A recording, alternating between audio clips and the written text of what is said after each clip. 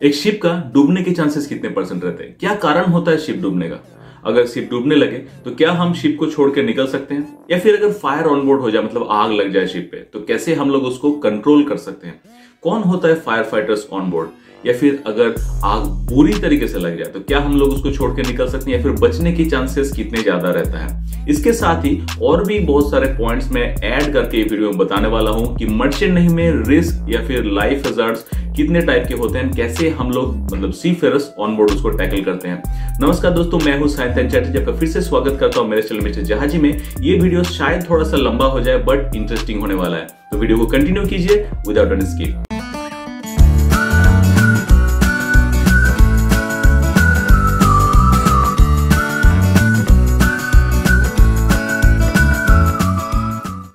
ये वीडियो है life risk के ऊपर, बट एक करियर रिस्क भी होता है। उसके लिए मैं थोड़ा सा आपको बता देना चाहूंगा कि जब आप मर्चेंट नेवी ज्वाइन कर रहे हो तो उससे पहले आप जरा देख लो कि कौन सा कोर्स आपके लिए बेटर होगा, कौन सा कॉलेज आपको बेटर मतलब लग रहा है, मतलब आपके लिए सही रहेगा, या फिर जो मर्चेंट नेवी प्रोफेशन है क्या ये आपके लिए सुइटेबल है कि नहीं। ये सब जानकारी देने के लिए जो कोई नहीं देता, मैं अलग अलग वीडियोस बनाता हूं एंड बना के जो बगल में प्लेलिस्ट आपको दिख रहा है, प्लेलिस्ट में ऐड करके रखा हूं। अगर आप चाहते हो तो वो वीडियो जाके देख सकते हो, शायद आपको कुछ नॉलेज हो जाए मर्चेंट नेवी ज्वाइन करने से पहले कि मर्चेंट नेवी की अंदरूनी जानकारी क्या रहता है। तो चलिए वीडियो को आगे बढ़ाते हैं। जो कम रिस्क वाला पॉइंट है वो मैं पहले बताना चाहूंगा। पहले बात कर लेते हैं पायरेट्स के बारे में। जो सी पायरेट्स है अभी काफी फेमस है, हर किसी को पता है कि सी पायरेट्स कैसे डील करता है, खासकर एक मूवी भी इसके ऊपर आया था।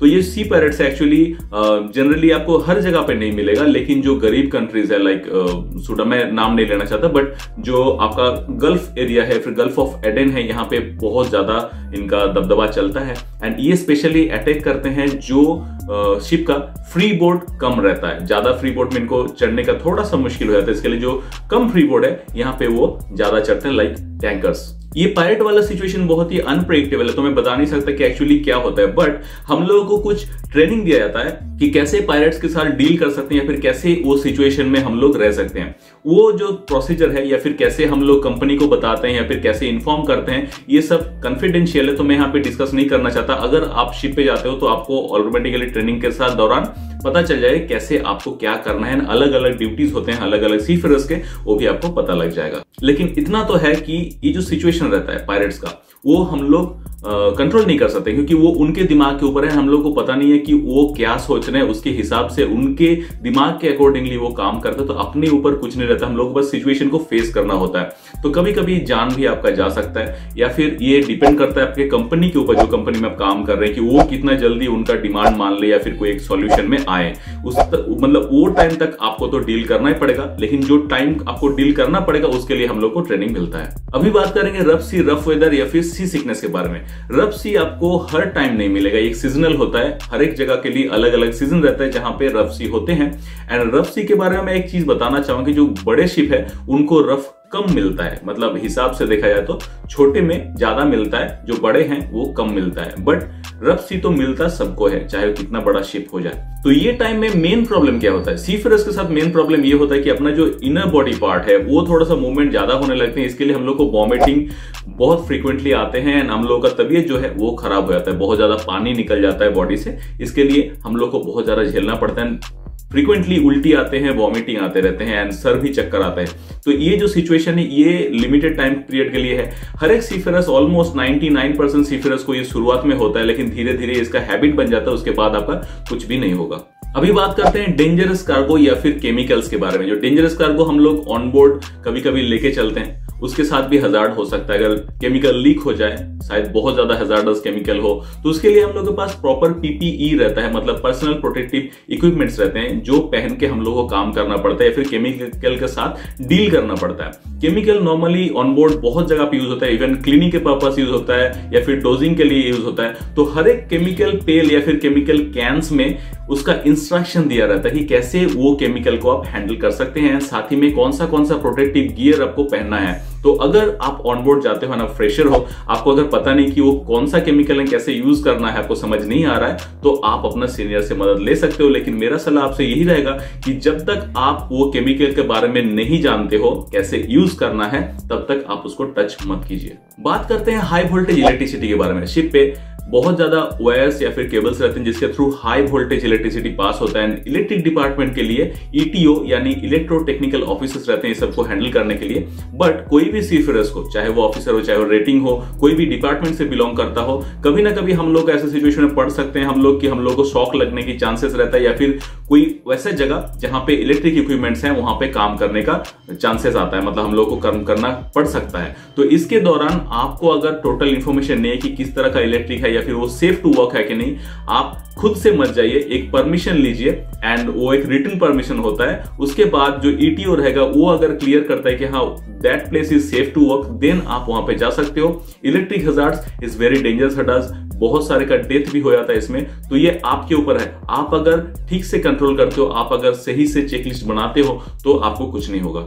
इसके बाद वर्क प्लेस हजार्ड, मतलब जहां पे भी आप काम करते हो शिप पे, वो सारा रिस्क से भरा पड़ा है। चाहे आप डेक में हो, मूविंग रोप के साथ काम कर रहे हो, या फिर इंजन रूम में हो, वर्कशॉप में काम कर रहे हो, या फिर ऐसे ही पैदल चल रहे हो, हर जगह पर रिस्क है।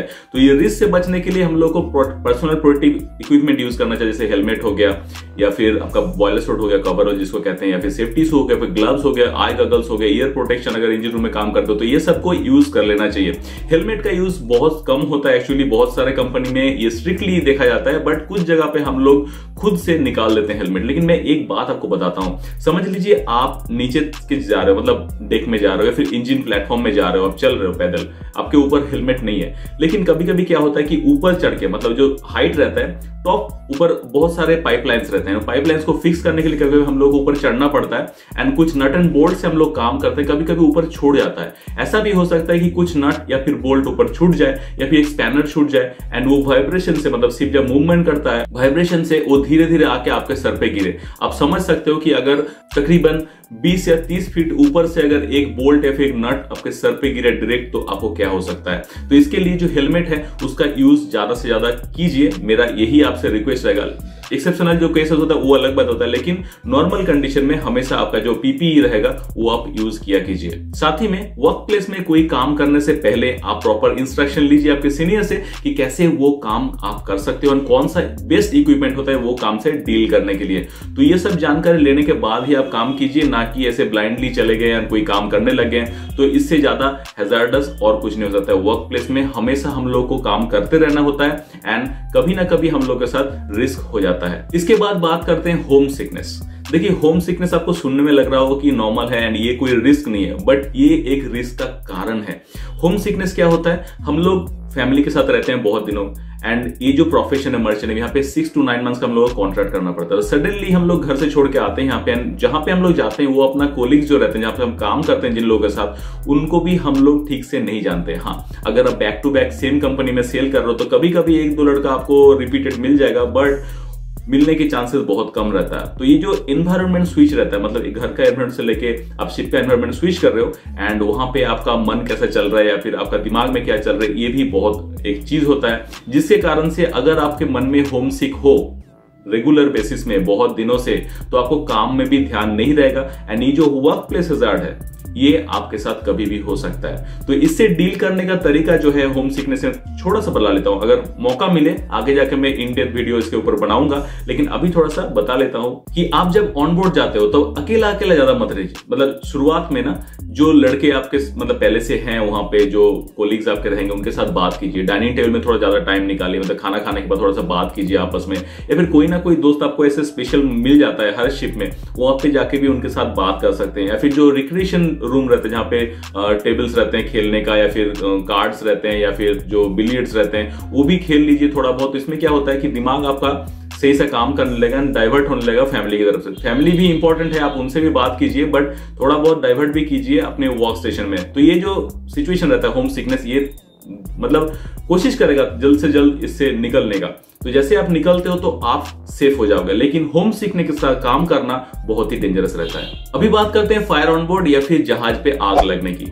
ये जो फायर ऑन बोर्ड सिचुएशन है ये ह्यूमन एरर के लिए भी हो सकता है या फिर एक्सीडेंट भी हो सकता है। लेकिन अगर जो कंडीशन में फायर हो सकता है वो अगर पहले ही आप एलिमिनेट करते हो, मतलब आपका जो वर्कशीपिंग ड्यूटीज है वो अगर आप ठीक से करते हो, अगर आप देखते हो सही से कि हाँ ये जगह पे फायर लगने की चांसेस है, वो अगर पहले आप एलिमिनेट कर लेते हो अनदेखा ना किए हुए, तो ये बहुत बड़ी बात है। बट एक बार अगर फायर लग गया तो उसको बुझाने में बहुत मुश्किल है। अब कितना भी बड़ा फायर फाइटर हो, कितना भी जहाज में इक्विपमेंट्स लगे, लेकिन एक छोटा सा फायर भी बहुत जल्दी बड़ा फायर बन सकता है। एंड एक बात हमेशा याद रखिएगा, जब तक आप शिप पे हो वो आपका घर है, मतलब आपको वहीं पे रहना है। एंड अगर आप छोड़ के भी जाते हो तो आप बीच समुद्र में रहोगे। जो शोर बेस्ड कहानी है वो अलग बात है। अगर ऑफिस में किसी का आग लगता है तो हम लोग निकल जाते हैं, वो फायर ब्रिगेड आते हैं, वो संभाल लेते हैं, हम लोग एक्सेस मिलता है, तुरंत हम लोग को हॉस्पिटलाइज कर सकते हैं। लेकिन अगर शिप पे आग लग जाए तो शिप का जो हॉस्पिटल है तो वहां पे भी एडमिट नहीं हो सकते हो, एक बहुत डेंजरस सिचुएशन आता है। तो fire on board is not a मजाक, इसको सीरियसली लेके काम करना चाहिए। एंड इसके लिए जो ट्रेनिंग मिलता है वो एक्चुअली STCW पे ही पड़ता है। जो रेटिंग्स होते हैं उनको बेसिक लेवल की फायर फाइटिंग का नॉलेज रहता है, एंड जो ऑफिसर्स रहते हैं उनको एडवांस लेवल का रहता है। साथ ही में आप जब ऑनबोर्ड जाओगे तो ऑनबोर्ड आपको ड्रिल कराया जाएगा, ताकि जो शिप में आप हो वो शिप में क्या क्या इक्विपमेंट्स है फायर फाइटिंग करने के लिए, उसके साथ आपको ट्रेनिंग दिया जाएगा एंड बताया जाएगा कि कैसे आप उसके साथ डील कर सकते हो अपने शिप पे रहे जो इक्विपमेंट्स है उसके जरिए। एंड फाइनली बात करते हैं जहाज की डूबने की या फिर अबंडन शिप की। Abandon ship is the ultimate situation. ये बहुत रेयर केस है एंड इसका कारण बहुत कुछ होता है। जैसे एक तो होता है कि अगर लोडिंग प्रॉपरली नहीं हुआ तो उसमें जो स्ट्रक्चर है उसमें क्रैक हो सकता है, इसके लिए जहाज टूट सकता है, टूट के डूब सकता है। फायर बहुत ज्यादा लगने पे भी ऐसा हो सकता है कि बहुत ज्यादा हानिकारक हो गया, ब्लास्ट हो गया उसमें एंड पानी घुस गया जहाज में तो भी डूब सकता है। या फिर जो ह्यूमन एरर होता है कभी कभी उसमें भी हो सकता है, कोई बल्ब खोल के भूल गया या फिर कुछ समझ लीजिए कोई पाइप निकाला उसके बाद भूल गया तो उसमें जो पानी गया उसमें भी डूब सकता है। लेकिन इससे बचने का बहुत ज्यादा तरीका रहता है। जो इंजन रूम है वहां पे पानी सबसे ज्यादा पहले भरता है, इसके लिए इंजन रूम में ज्यादा प्रोटेक्शन भी रहता है। जैसे वाटर टाइट डोर्स वहां पे मजबूत होते हैं, हाइड्रोलिक वाला होता है, तो वो सब बंद करके आप थोड़ी देर तक सर्वाइवल कर सकते हो। बट ये अगर एक बार पानी जहाज में घुस गया उसके बाद निकलना बहुत मुश्किल हो जाता है। एबंडेंसी जैसे सिचुएशन को हैंडल करने के लिए भी हम लोग को STCW कोर्सेस है जो हम लोगों को प्रीसी ट्रेनिंग के साथ ही कर लेना है। एंड साथ ही में जब आप ऑनबोर्ड जाओगे तभी भी आपको डिफरेंट जो इक्विपमेंट्स रहते हैं या फिर जो पोर्ट्स रहते हैं, लाइफ पोर्ट्स रहते हैं, जो लाइफ रैफ्ट रहते हैं, उसके ऊपर भी आपको ब्रीफ दिया जाएगा शिप पे जाके एंड ड्रिल करवाया जाएगा, ताकि ऐसा सिचुएशन अगर आए तो आप कैसे अपने आप को बचा सकते हो अबंडन शिप से। तो मेरा पॉइंट्स ये था, अगर आपको लगता है कि कुछ और पॉइंट्स ऐड होना चाहिए तो प्लीज कमेंट बॉक्स में जाके बताइए ताकि दूसरे को भी पता चल जाए। तो अगर वीडियो पसंद आए तो वीडियो लाइक कीजिए, शेयर कीजिए दोस्तों, please subscribe this channel, press the bell icon for latest video notification. Thanks for watching.